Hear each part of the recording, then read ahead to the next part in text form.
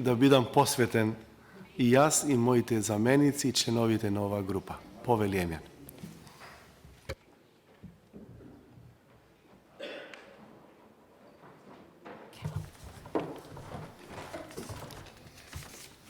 Денеска се собравме и токму со таа цел, отворено да позборуваме меѓу себе за новите предизвици, во поглед на остварување на човековите права на граѓаните со хендикеп, како на индивидуалните човекови права, така и на нашите колективни права, како група.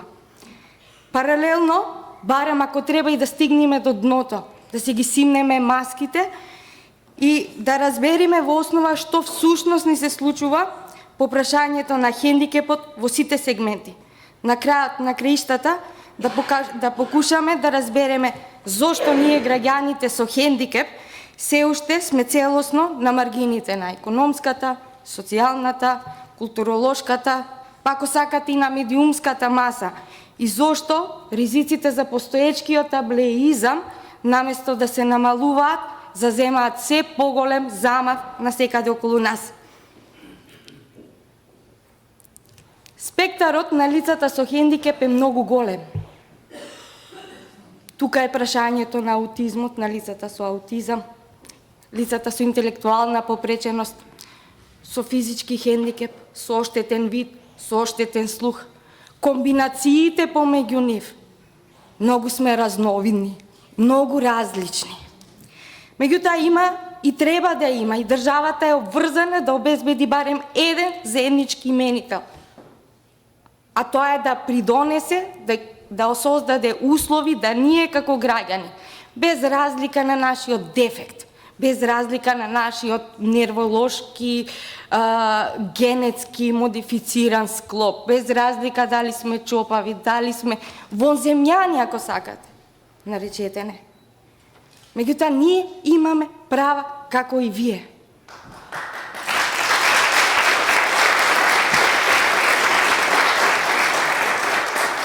И тука е клучот. Согласно Конвенцијата за правата на лицата со хендикеп, прашањето на хендикепот, викаме, има динамичен и развоен карактер.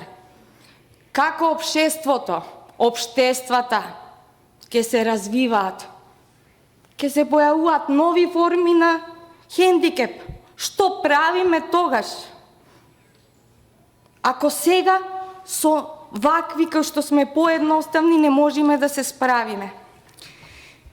И во тој случај сакам да кажам дека ич не е важна здравствената, дефектолошката состојба на лицето. Туку прашањето е дали тоа лице може да ги оствари, велам, своите права.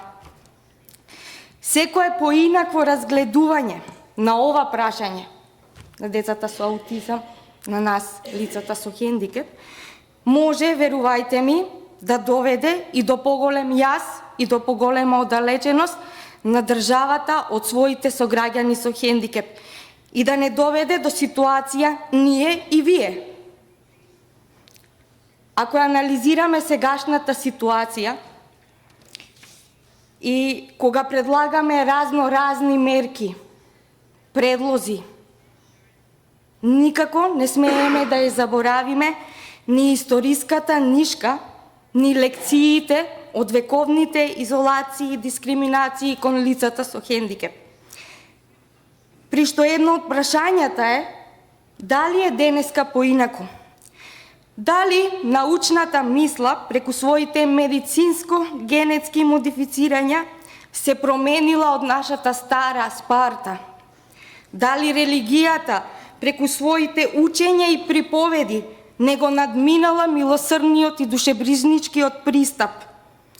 Дали постоењето и континуираното спомнување и нови идеи за формирање на се помасовни специјални училишта, специјални институции, некакви специјални профили, па сега слушнавме и некакви села, не потсеќаат во основа на Хитлеровиот сон. Светот денеска е полн со контраверзности и контрадикторности. И покрај тоа што ја ратификувавме Конвенцијата за правата на лицата со хендикеп, во Македонија, меѓутоа верувајте ми и во регионот, но и во дел од светот се уште за жал, државите секако не успеа преку своите инструменти закоравени, веќе воспоставени инструменти на моќ, да обезбедат и да овозможат безбедно слетување на земјината почва за граѓаните со хендикеп и остварување на принципот ништо за нас без нас. Конвенцијата ја ратификувавме како и голем број на земји. Донесовме преку пратениците на интерпартиската парламентарна група голем број на законски одредби со кои што сакавме да ја приближиме, барем да го приближиме духот на Конвенцијата за правата на лицата со хендикеп. Меѓутоа се случи една целосна парадокс, односно влеговме во фази на различни интерпретации. Така да денеска имаме некакво континуирано свирење на некоја застарена мелодија, само со стиховите и зборовите на нас, граѓаните со хендикеп, на стиховите од Конвенцијата за правата на лицата со хендикеп. Тоа, почитувани мои пријатели, не е начин на градење на партнерство. Принципот ништо за нас бара ние да кажеме што треба да направите вие, за да ние ги оствариме нашите права. Затоа повторно укажувам и стално кој што од Полио Плюс го кажуваме, а тоа нигде не треба да одиме сами, да патуваме заедно, ама да се почитуваме меѓу себе, да си ги почитуваме нашите вредности, да учиме едни со други. Знам дека е тешко во животот, особено затоа што се уште имаме застарена матрица во нашите размислувања, да слушате и да бидете водени некогаш од лица со хендикеп. Меѓутоа, тоа се правилата на игра. Затоа државата мора, да донеси сеопфатен, интегрален закон за правата и достоинствата на лицата со хендикеп, каде што ќе бидат дефинирано игралиштето, ќе бидат дефинирани играчите, правилата на игра, за да немаме разноразни интерпретации, за да немаме различни мерки, од кои што верувајте на крајот никој нема да бидеме задоволни. Нити вие, како пратеници кои што сте притиснале на копчето, нити вие, професорите и експертите и давателите на услуги, нити ние како граѓани, а уште помалку нашите родители, кои што после пред нивната смрт ќе се запрашаат каде ќе го остава моето чедо.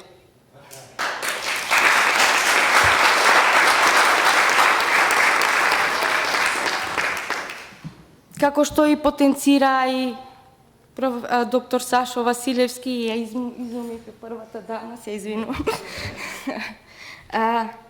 И таа покажа и укажа дека треба да работиме и да учиме заедно.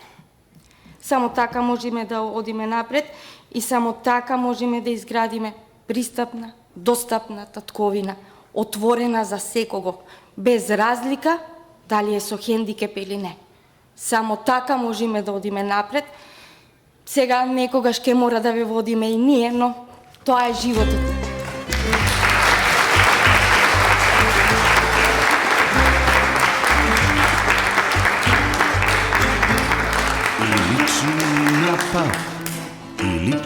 Благодарам, Милец. И ќе го одиме заедно пат. Дали ќе видиме од овие редови како парламентарци или како хуманитарци, заедно ќе И личи на танц, и делува како да играм, но знам дека живеам.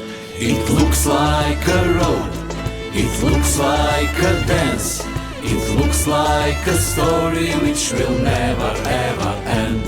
It looks like a road, it looks like a dance, it looks like a story which will never